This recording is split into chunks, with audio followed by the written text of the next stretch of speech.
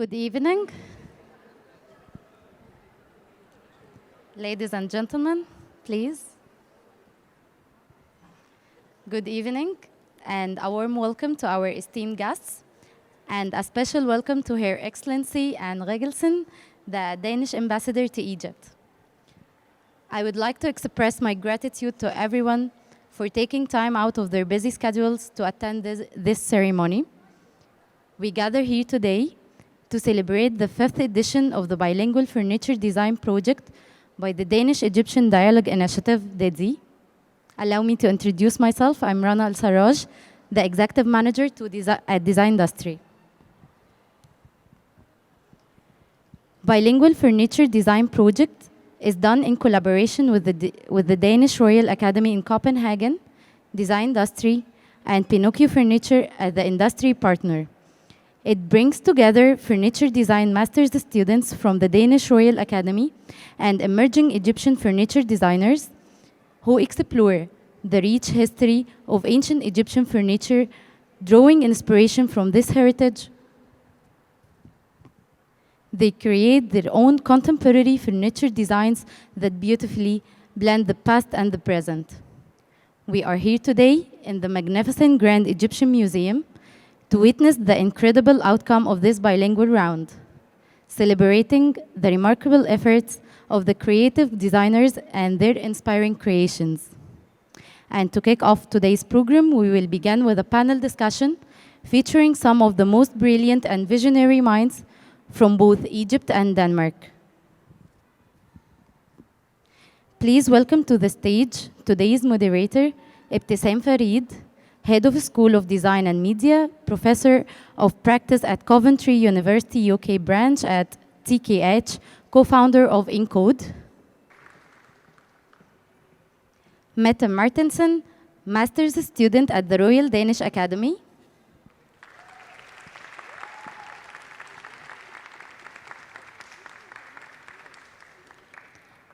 Andreas Lund, teacher at the Royal Danish Academy.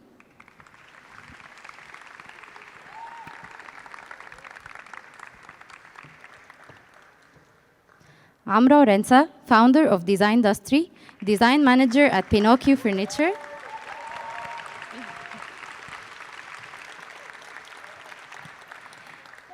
Inji Taher, founder of the NOOK, Curator, Artisanal designer, co-founder of MUSEEUM, specializing in art, director for cultural retail spaces.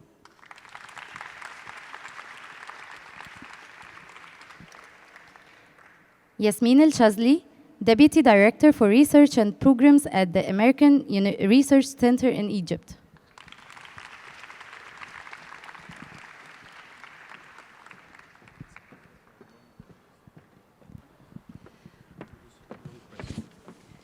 Thank you so much. I'm truly honored to be part of this today and welcome you all. احنا متشرفين اولا بوجود مجموعه خطيره انا بعتبرها خطيره من الديزاينرز whether on Egyptian side or the Danish side. فاسمحوا لي ان انا هتكلم بالانجلش because there's a lot of audience, a foreign audience, so excuse me if I speak in English. Such a great project, a project that has a lot of heart that went into it. You'd feel it in every single detail, a dream that maybe Amr and Andreas started how many years?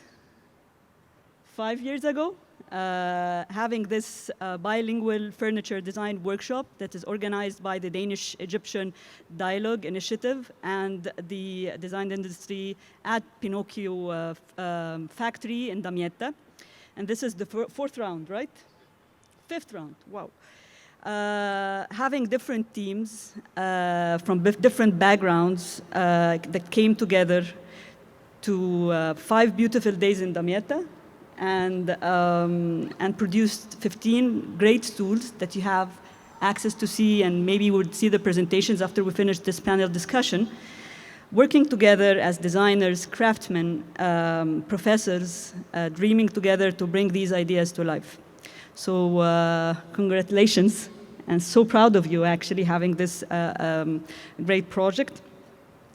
I also would like to thank Mariam Helmi for having this initiative and having us here today with her at the GEM, the Grand Egyptian Museum, for supporting such an important project, emphasizing on the vital role that the GEM is playing now to showcasing a lot of efforts to safeguard both tangible and intangible heritage here in Egypt. So thank you so much, Mariam. All right, so let's start. So how did the project start, Amr? Tell us more about it. The project starts 5 years ago when the Danish-Egyptian Dialogue Initiative started it by doing a collaboration between Egyptians and Danes in the field of furniture design. The idea was to have these young designers come and work together, doing designs and also manufacturing and realizing their designs into real furniture.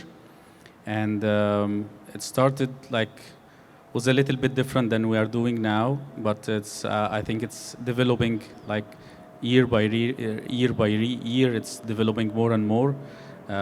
This year, for example, we had 10 Egyptian designers, along with the design students, or master's students from the Royal Danish Academy, having their lectures in Denmark, both of them in circular design, then having a design brief, doing the designs, and then coming to Egypt for a study tour, then doing the production at Pinocchio, and we just finished actually 2 days ago, the production. Wow.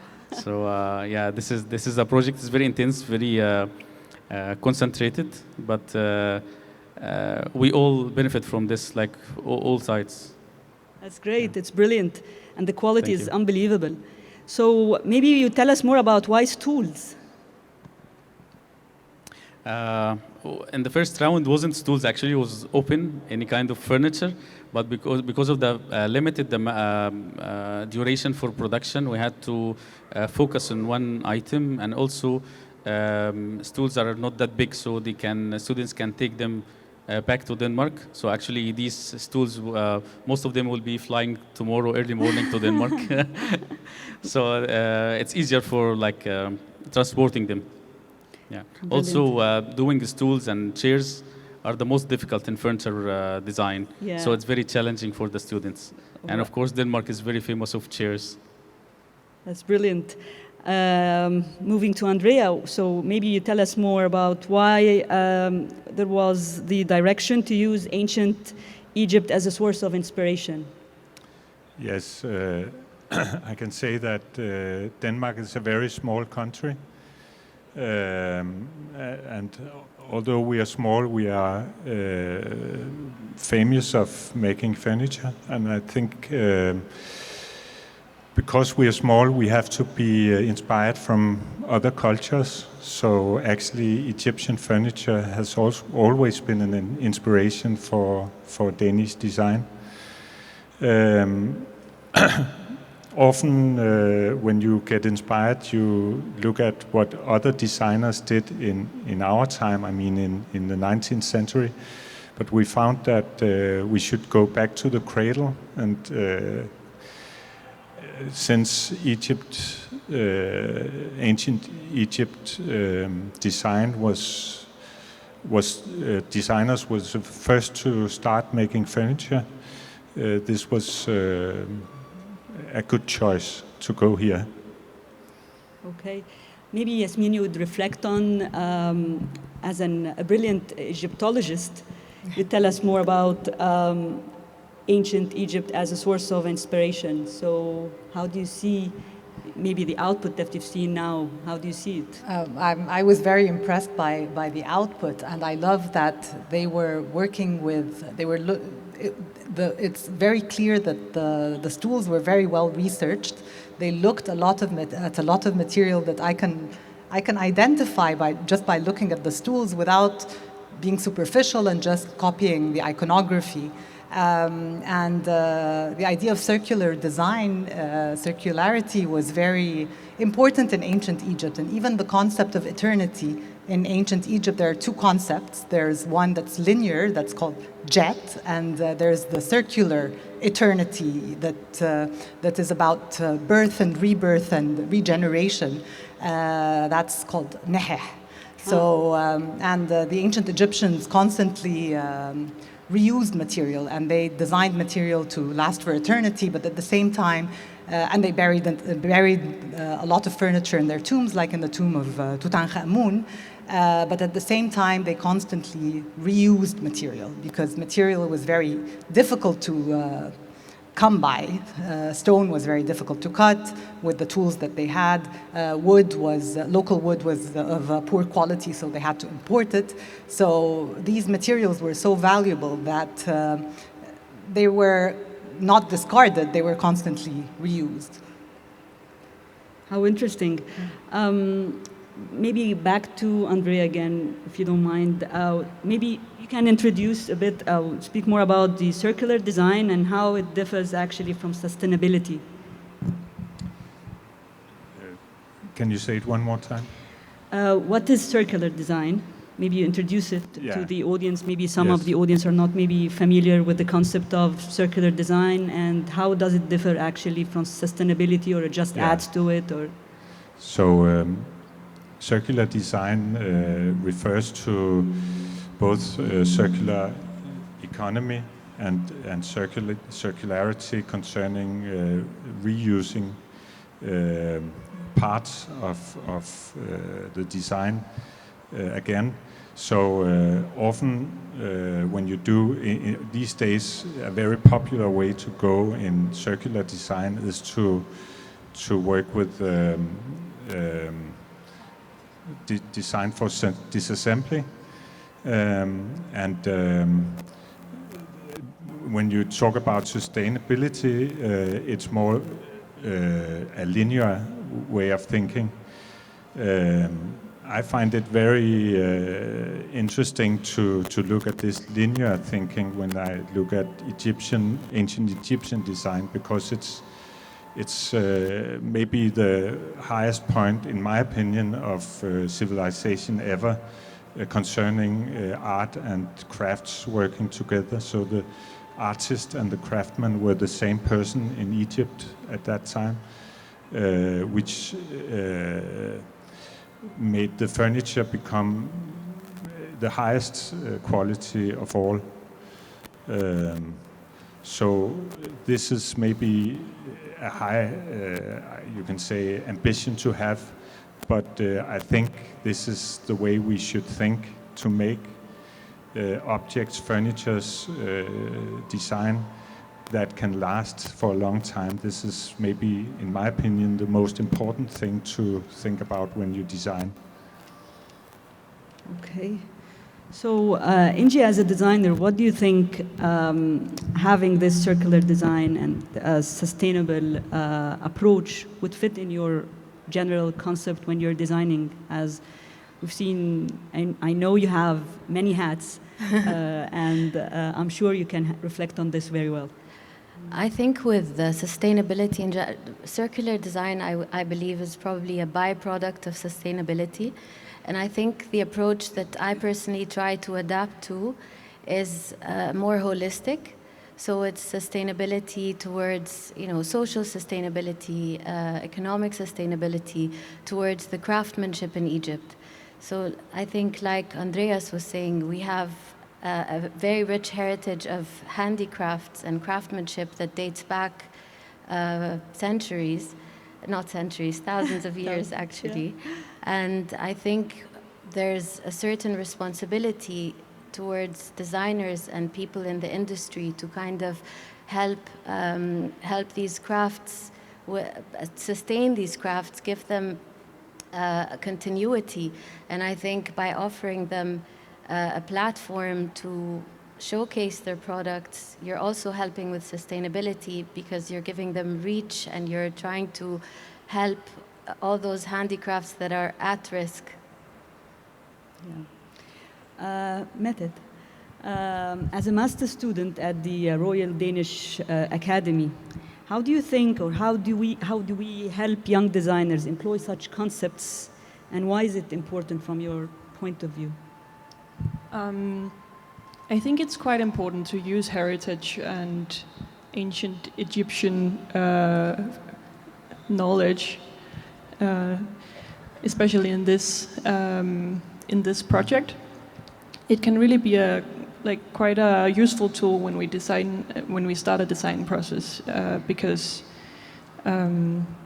we have so much knowledge to draw upon and build on and learn from. So it's really no use to try to invent the wheel for every project we make when we can learn from someone who has done it for a millennia. And just as well, a piece of design or art that has no reference to time or place, culture, or the human body, it may not have any impact on the user.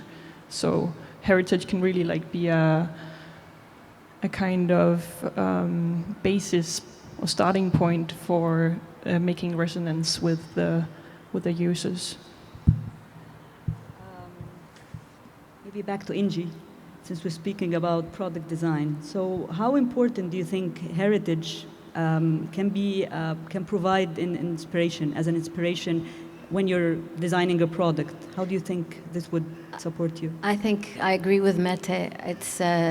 It's important to learn from the past, and I think we have a very, very rich culture and identity in Egypt. There is so much content and there's so much heritage, history to learn from, and I think it's important if you're a design student, when you're looking for inspiration, I think just look beyond mere aesthetics, to really try to dig a bit deeper. It's not necessarily just an ornamental kind of approach or a visual approach. I think sometimes it's the material selection, it's the lifestyle, it's the way they used the material, the techniques, the crafts. So I think looking at different techniques or approaches to design is very important. I think also it helps us tell a story. There's so much symbolism and a lot of philosophies, like making things for eternity, like Dr. Yasmin was saying, I think is incredible, and in itself is what sustainability also preaching, right? It's to make things that last and to carefully use resources. So I think heritage is a really good springboard for creativity. Of course, there has to be that balance of, respecting the authenticity of heritage, but also using it as a springboard for your own creative interpretations. So, Andrea, is it a must that we should be starting from the heritage as an inspiration, and maybe you can just reflect on how it's actually helping in the process in terms of technology, materials, yes, and so on? Yes. What I find very interesting, I want to also continue a little on what Mette said, that ancient Egyptian designers were dealing with the same problems as we are doing, because at that time there was a lack of wood, and wood was very expensive because you had to import it. So they had to think about how they constructed the furniture in a way that they used as less material as possible. And this is in Egypt, right? Here in ancient Egypt. In ancient Egypt. And this actually is the same thing we are facing now, because we are more and more in lack of wood resources, and it becomes more and more expensive. So we really have to think about how we use the wood and how we make very good products of less material. In this way, in my eyes, you also often make the most beautiful objects when you think about how much resources you use, how much wood you use for a stool, because you come to the very bottom of what it's all about. So, as Mette said, you have to, when you create a chair or a stool, you have to think about the human body, how it meets the furniture. You have to think about all the forces that goes into a stool or a chair. And actually, as Amr was saying, it's a very complicated puzzle to make a good construction, because for a stool, it's actually much more complex than making a house being strong, because it's a minimal construction, and you have both the weight of the body when you sit on it, but also you have dynamic forces attacking the chair or the stool. Yeah. So I think in this way it's perfect to use the heritage from ancient Egypt, because they were facing the same problems. So definitely it's a great starting point for the young designers, because there's a lot of lessons, a lot of hands-on experience that has already been invested in producing such very fine products, I have to say. Yes. And the quality is amazing. And by pointing at this, you also go to the basics of how Danish design has, how we always have been working, which is more about construction and purity, to make simple constructions, not hide any of the constructions, but show everything.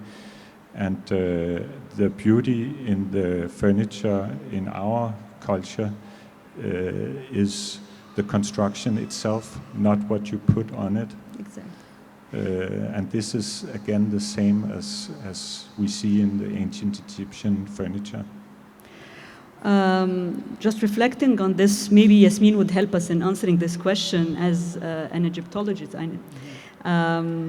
So just not to fall into the trap of imposing aspects of heritage on design rather than utilizing it in the form and improve, the process and the outcome in terms of techniques, materials, usability, functions, and patterns, and so on. There's a lot of inspiration in Egyptian and ancient Egyptian designs in general. How can we, from your aspect, or from your point of view, ensure that it doesn't turn into a garnish? It's about, this is why I'm asking you, it's about understanding more about the meanings, it's about getting deep into the stories. So from someone who's immersed in this lovely world and great world that is like a source of inspiration to a lot of young designers, and definitely it touched their hearts and so much. So how do you see it from your aspect? I think that a lot of research is required. Designers need to do, if they want to understand ancient Egypt and use it as a source of inspiration, they have to really research it. They have to immerse themselves in it. They have to understand the philosophy behind ancient Egyptian art and architecture and religion. And it's not impossible. They can read, but they have to make sure they read reliable sources, because there's a lot of pseudoscience out there that people read and take as fact. So they should search for reliable sources written by Egyptologists with degrees in the field. Look at museum websites, university websites. Look at magazines like National Geographic, for example. Visit museums. Look at the art and the architecture and the archaeological sites. and really understand. And I think once they really understand the ancient Egyptian way of thought, it will be easy to be inspired by it without just, appropriating imagery from ancient Egypt without really understanding what it means, because there is a whole philosophy behind the art and the architecture. Like I remember when I was a student, art was one of my subjects, and when I was doing international baccalaureate, and my theme was ancient Egypt, and I remember that I actually imitated something from an ancient Egyptian temple, like an inscription from a temple. And now that I remember what it was like, it was Sa-Ra, which is the son of Ra, and then the sun, is a goose, the hieroglyph. So I had the sun and the Ra and the goose and another goose. So it was symmetrical, but it didn't mean anything because it had the son of Ra, sun. And because I didn't understand what it meant, I just copied the imagery. So it's important to understand things before you just appropriate them. Oh, brilliant. As Inji have this brilliant store that we have at the gym, and at the gym you're working as an art director, a designer, an artisan. So you have many hats, and definitely whoever just enters your world would be very much inspired. So looking at examples of design and designers that you actually work with that has successfully used heritage to take products from just pure artisanship to a product, whether we can market it on a local level or an international level. So you have been working with different maybe designers like Saif Rashidi, Azza Fahmi, Mix and Match. You know better the products that you might be working with. So how do you see these things can actually act as a successful story in terms of being a product, an Egyptian product in Egypt or outside of Egypt as well? Okay. So when I was given the opportunity to, with my partner, be the operator of the gift shop, I felt a huge responsibility because it's such an amazing platform, and we wanted to make sure that it was inclusive for everyone. So young designers, more established designers, all the different handicrafts that we have in Egypt, which I believe we have over, 50 that are still standing today, maybe. I think with wood, Amr, maybe you can help me out, but even under wood itself, عندنا حرف قد إيه, like 5 different handicrafts or more. Yes, so many handicrafts. So I was really hoping that we could be inclusive, bring in all the different governorates, all the different handicrafts in different regions in Egypt, reach out to the artisans themselves as well as the designers. I think there's a lot of very successful stories out there. I don't want to name someone specific. I just want to say that, again, with Andreas, I'm sure you can help me out with this. I think the bridge between a designer and an artisan, like Andreas was mentioning, back in ancient Egypt, it was the artist and was also crafting his own furniture, whichever it was. I think here it's there's always that challenge of the designer's mind and the craftsman who's following very traditional techniques. I think we do have lots of very good examples, and again, like Dr. Yasmin was saying, I think one thing I really try very hard to raise awareness about is not to do any cultural appropriation, not to just merely bring in an ornamental design or a motif or a symbol and just smack it on something and call that Egyptian-inspired art, because it really is a lot, it should be a lot more deeper, more researched, and not all of us are academics or know the how to get through to the right scientific research, like Dr. Yasmin was saying, but they shouldn't shy away from asking enthusiasts about the subject matter, reaching out to Egyptologists, or get help, find a way to reach the source, just to help you with your design process. That's great. Well, maybe back to Amr. How do we take design into the next level in Egypt? No answer. Huh? You left the most difficult question to me. Okay. We need more people like Amr Exactly. in Egypt. Thank you. Exactly. Actually, this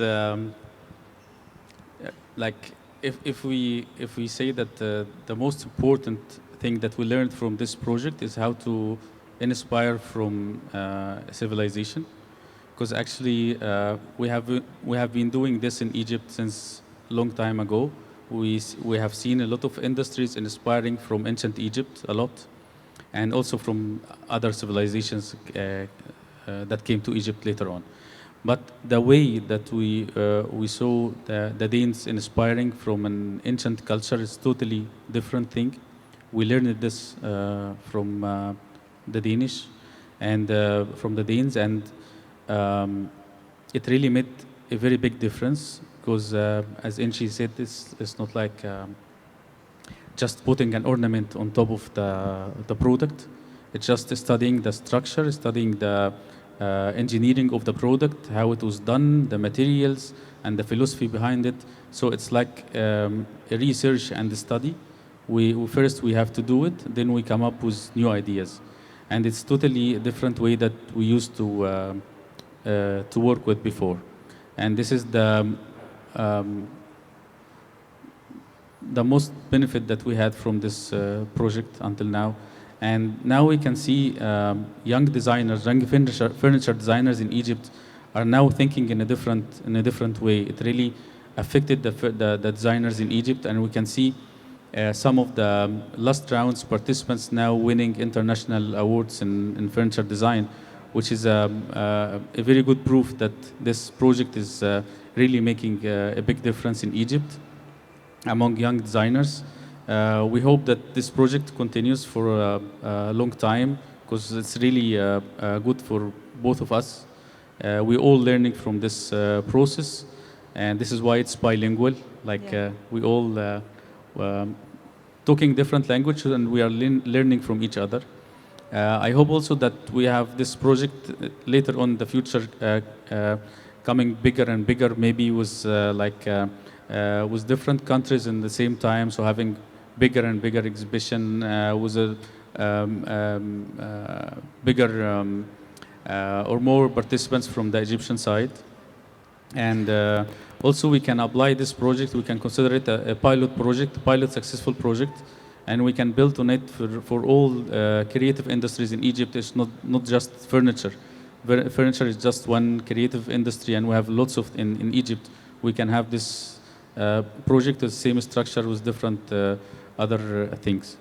It's a brilliant, meaningful project, Amr, and we're all very proud of it, actually. I was wondering if you have reversed the question. Did we ever try to investigate maybe the Danish heritage? Was this an exercise that we would be able to do it? If you find something in Denmark which is more than 500 years old, you are very lucky. So what we hopefully are good at in Denmark is to learn from other cultures. That's what we can do. We are so small. So, but I don't know how much time we have here. So I just want to remember to say that we are also very, very happy to work with Amr. And you asked in the beginning how it all started, and we came down here with Hans Christian Korsgaard from Didi. He showed us around, and we were so lucky to meet Amr. It would not have happened if we didn't meet Amr. So I just wanted to remember to say this before it ends. It's a general feeling. Anyone is lucky to meet Amr Orensa in his life. I believe. Thank you. So last but finally, maybe Mette, you would maybe reflect on the how did it come? How did the designers, the craftsmen, everyone like orchestrize together this beautiful? I'm seeing it as a song more than an output, or I'm truly enjoying it, and it's great how people here are coming on Friday to enjoy the output of a very meaningful project. How did they communicate, having different backgrounds, different languages, different, I mean, everything is just different. It's hot and cold. Anything related to you guys is kind of different. How did the people communicate together? How did you see it? Oh, yeah. So there's one thing is how did we communicate as non-Arabic speakers with the woodworkers at the Pinocchio furniture factory. And we had translators, or facilitators as we called them, that helped us. Their task was to understand what we wanted to do and translate that to the woodworkers, so the woodworkers could make our designs come to life. And this was quite difficult, but I think that it's been happening so many years, so everyone at the Pinocchio factory knows to take very good time to repeat questions and make sure they understand every detail, every aspect of what to do in order to not make an error. And it takes a lot of patience to really say things in different ways than what you would need to understand, because someone else might need you to say something else. So the Pinocchio factory was one challenge, but also for the Danish design students, we are not all Danish. Most of us are actually from outside of Denmark. So even in the beginning of the project back in Copenhagen, where we started the design process, we were grouped with people we didn't know from other countries and cultures, and we come from different schools of design and architecture and have different methods of working. So there was also like a gap to bridge, or kind of translation here. And even then, we also had this source of inspiration that was ancient Egypt, that was like across time, and we had to kind of translate that inspiration into something that makes sense to us today. Yeah. So it's really been a lot more about collaboration than just making beautiful objects. That's beautiful. So finally, back to Amr. What's next? I'm sure everyone is just asking the same thing again. I cornered you. Next, okay, these tools are flying tomorrow to Denmark. This is the next thing. No, actually, as I said earlier, it's I have of having this project in a bigger scale with different nationalities working on the same concept, and then having this kind of thinking in a different way. This is, I think, what we need here to develop the furniture design in Egypt. We have been making furniture since 5,000 years ago. We already have furniture dated 5,000 years ago, living until now. So it's easy to say that furniture making in the whole world started here, where we are staying here now. Despite this, we don't have educational firm who really educate how to do furniture in Egypt in a proper way. Yeah. And I think this project is one of a kind. It's a pilot project, I have to say, that needs to connect and share this experience with universities. So yeah, and also we have a big challenge. People coming from different design schools doing furniture design in different ways. And we are really challenged to manufacture them in a very short time, because a lot of things needed to do to have some research. We in these tools, we manufacture things in the first time we do, like we have never done such things before. So it was really a big challenge for us, and I think we will not do new things unless we are challenged, and this is a good opportunity for us. True. Well, I think this wonderful panel comes to the end, and I would like to thank you all for attending, and I would like to thank all the panel I have panelists. I have learned a lot from you, and I feel so proud taking part of this great initiative and having you all. So thank you so much, and thank you, Mariam Halmi, for having us, and all the GEM Museum great initiatives that you're trying to host here. And thank you so much, and have a great day. Enjoy.